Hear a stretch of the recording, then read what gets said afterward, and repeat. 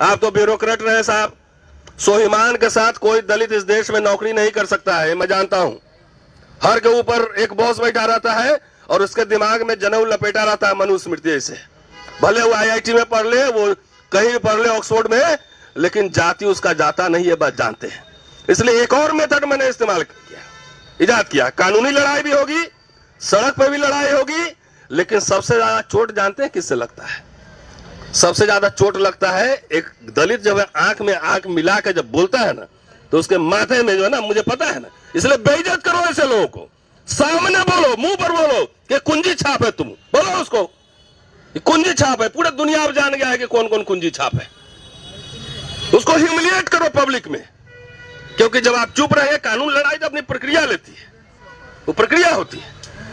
लेकिन जब आंख में आंख मिलाकर रोज लड़ोगे ना, तो उनके पुरखे ऊपर जो है ना, पुरखे होंगे ऊपर, तो उनको भी हड्डी में चोट लगता है कि एक दलित से सुन के आया है। मैं जानता हूं, गांव में देखा था हमने, तो वो साइकोलॉजी मैं जानता हूं। इसलिए जो भी साथी इस तरह का हो, बाबा साहब बार बार कह रहे हैं कि बात सिर्फ रोटी का नहीं, स्वाभिमान की बात है। लॉर्ड मैकाले, जो कि आधुनिक शिक्षा की नींव रखा यहां पर, जिसने आईपीसी बनाया, आईपीसी मतलब इक्वलिटी बिफोर लॉ, एक क्राइम के लिए ब्राह्मण को भी वही सजा, शूद्र को भी वही सजा होगी, इवन अंग्रेज को भी वही सजा होगी।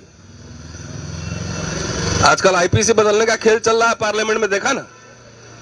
तो किससे दिक्कत हो रही है इसको? वो आईपीसी से दिक्कत हो रही है। तो लॉर्ड मैकाले को ये लोग बहुत गाली देते हैं, क्योंकि वो अंग्रेजी शिक्षा लाया, इक्वलिटी बिफोर लॉ लाया। डॉक्टर अंबेडकर जब गांधी से मिले, उन्होंने कहा कि आई हैव नो होमलैंड, मेरी कोई मातृभूमि नहीं है। और यह भी कहा कि कोई भी आत्मसम्मानित दलित इस देश पे गर्व नहीं करेगा। यह बात सही, आज भी सही है। उसका कारण बता रहा हूं। एक सुपारी किलर बाबा है उधर, सुपारी अयोध्या में, उस सबका सुपारी देते रहता है? अभी बोला है कि 4 आदमी फिट किए हैं स्वामी प्रसाद मौर्य को मारने के लिए, बोला है ना? मुझे कहता है कि पेड़ पे बांध के रोज 1 इंच काटेंगे। वो राजेंद्र पाल गौतम के खिलाफ बोलता है कि इसको सुपारी दे रहा है, उस पे वो सरकार, उसकी नजर वहां पर नहीं जाती है। उसके खिलाफ एक क्रिमिनल सब जो है, इसके खिलाफ नजर नहीं जाती है। लेकिन हम खाली आ भी भर दे तो तुम्हारी भावना आहत हो जाती है। तुम्हारी भावना का ठेका हमने नहीं लिया है, बोलते रहेंगे। और हम क्या बोलेंगे? हमारे से पहले फूले और डॉक्टर अंबेडकर से नया मैं क्या बोलूंगा? पेरियार से नया मैं क्या बोलूंगा? मैं नया नहीं बोल सकता। जो बोल रहे थे वही बात रिपीट कर रहा हूं, तो मुझसे भावना आहत हो जाती है।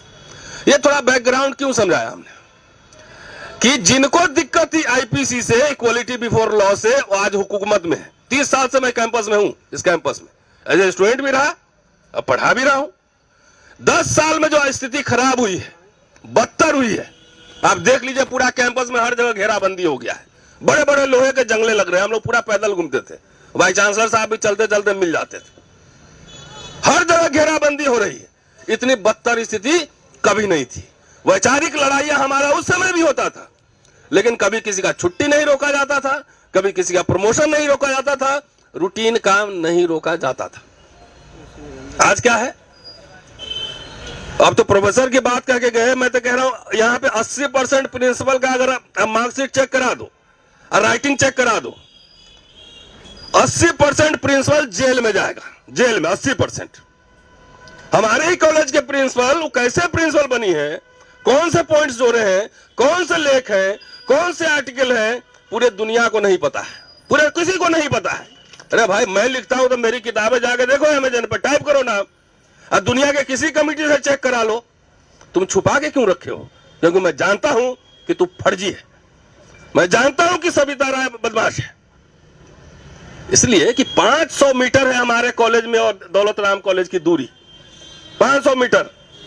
यहां पे कोई और कानून है और वहां पे कोई और कानून है। मतलब विदेश हमको लेक्चर देने जाना है तो दिल्ली पुलिस के भाई लोग को दिक्कत हो रही है। तो सुन लीजिए, इस मन से कह रहा हूं कि न्यायालय में मुझे भरोसा है, संविधान में भी भरोसा है, सड़क पर भी भरोसा है। सड़क पे भी लड़ेंगे और जो आईओ उसमें शामिल है उसको कोर्ट से सजा भी दिलवाएंगे, चाहे सुप्रीम कोर्ट तक क्यों नहीं लड़ना पड़े, क्योंकि उनकी वजह से ये यूनिवर्सिटी वाइस चांसलर और प्रिंसिपल प्ली ले रहा है, छुट्टी भी नहीं दे रहा है पढ़ने के लिए। ये अनपढ़ों की जमात बनाना चाहता है विश्वविद्यालय। मैं 5 साल से छुट्टी मांग रहा हूं कि मुझे किताब छापना है, किताब लिखना है, एडिटिंग करना है, छुट्टी नहीं मिल रहा है। लेक्चर देने के लिए बाहर परमिशन नहीं है, प्रमोशन नहीं है। मैं जानता हूं कि यह सब घटना नहीं संकेत है कि आप मनुस्मृति को मानते हैं और आपने मनुस्मृति लागू किया हुआ है। लेकिन एक बात है टिकैत साहब, हम लोग जो आवाज उठा रहे हैं ना, ये ना समझ ले कि आवाज जा नहीं रही है। अभी हरियाणा में ही एक कोई मीना आईपीएस ऑफिसर है, अपने बॉस के खिलाफ चिट्ठी लिखा है। जम्मू में एक आईएएस ऑफिसर ने अपने बॉस के खिलाफ चिट्ठी लिखा है। अब ये विद्रोह जो है, ये संविधान बनाम मनुस्मृति की लड़ाई है। ये मनुस्मृति के खिलाफ विद्रोह शुरू हो गया है। यहाँ बैठे रहिए, चिंगारी भर गई रहे, प्रमोशन तो होते रहेगा, उसकी परवाह कौन कर रहा है। मुझे लिखने पढ़ने सोचने बोलने से क्यों तुम रोक सकते हो क्या? ये नहीं रोक सकते हो। अब तुम प्रोफेसर रहोगे, बाउंड्री के कॉलेज बाउंड्री के बाहर निकलोगे तो रिक्शा वाला भी नहीं जानता भाई हमारा रिक्शा वाला, ये तुम्हारी पहचान है। हम लोग चलते फिरते जहां जाते हैं, एकेडमिक सेमिनार में, पॉलिटिकल सेमिनार में, हर जगह लोग पहचान लेते हैं। तो ये अनपढ़ों की जमात बना रहा है और इसलिए दिक्कत हो रही यूनिवर्सिटी में। एक बात और मैं बताता हूं कि अब क्लासरूम का कॉम्पोजिशन बदल गया है। SC ST OBC भी सब आ रहे हैं इसमें, सब तरह के काले पीले नीले सब तरह के बच्चे दिख रहे हैं। हमारे जैसे काले भी दिख रहे हैं, टिकैत साहब जैसे गोरे बच्चे भी दिख रहे हैं। तो इनको मरोड़ जो है दिक्कत है, इनसे हो रही है कि अब ये बच्चा सब कॉलेज में आना शुरू हो गया, इनसे दिक्कत हो रही है कि अभी तो एक रतन लाल है, एक रितु सिंह है, और ये सैकड़ों की जो संख्या में जब आएंगे लोग सवाल खड़े करने के। देखिए, सवाल मेरी व्यक्तिगत लड़ाई नहीं है उनसे, उनका भी व्यक्तिगत नहीं है। बाबा साहब ने कहा था कि भारत का इतिहास और कुछ नहीं है, ये ब्राह्मण धर्म और बौद्ध धर्म में लड़ाई का इतिहास है, और ये अभी लागू है, चल रहा है। वो मैं देख सकता हूं दिल्ली के हाट में, दिल्ली विश्वविद्यालय में जब ये सब चल रहा है, show me your caste I will show you the rules. संप्रदायवाद और जातिवाद दोनों एक सिक्के के पहलू हैं। अब पुलिस वाला लोग भी क्या करें, इनके अपने बॉसेस का जो है सलाम बजाना पड़ता है। अभी एक और केस हुआ इलाहाबाद यूनिवर्सिटी में, उसमें ही भावना हाथ है। अरे अपना सुधारो ना, जिस धर्म में जिस आस्था में विश्वास करते हो, तुम्हारा पुराण ही पढ़ के बता दूंगा तो उसमें भी तुम्हारी आस्था जो है ठेस लग जाएगी। पुराण में क्या क्या लिखा है पढ़ के बताऊं, वीडियो बनाऊं?